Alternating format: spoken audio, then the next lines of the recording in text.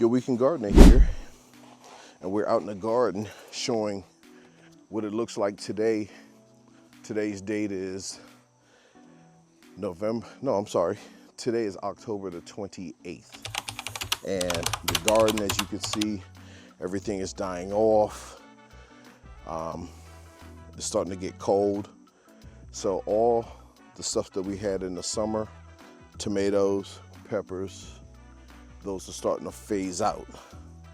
So why we brought you here today is to show you the video of peppers. And I'm doing something a little different. This year, instead of overwintering the peppers, what I'm gonna do is I'm pulling them up and we're gonna put them in coco coir. And I'm gonna see if I can grow them over the winter. In the previous videos I've done in the past, I will pull the pepper up like this. I want you to look at this too.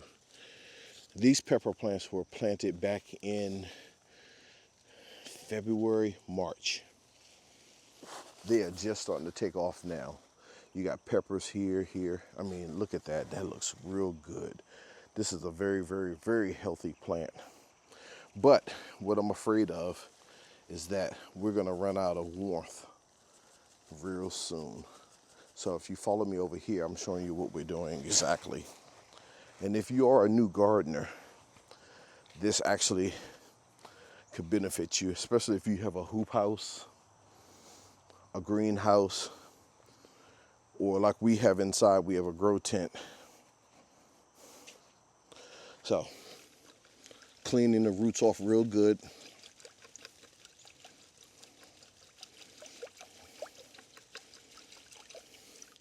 Making sure I don't have any pests that are clinging to it, such as nematodes or anything at the bottom.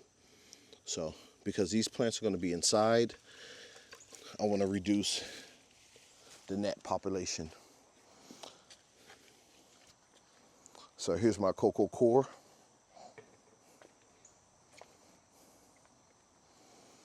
And I put a little perlite in it. I'm going to also clean off this plant because it has dirt all over the top. But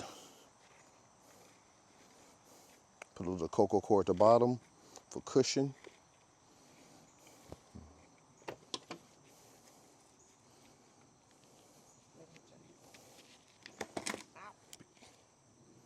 Essa parte você corta, Bruno. Yeah, essa parte. Moving the last bit of leaves at the bottom. Now, new gardeners, doing this plant actually can produce for up to 5 years. The longest I've ever gone was 3 before it died in a greenhouse because the door was open.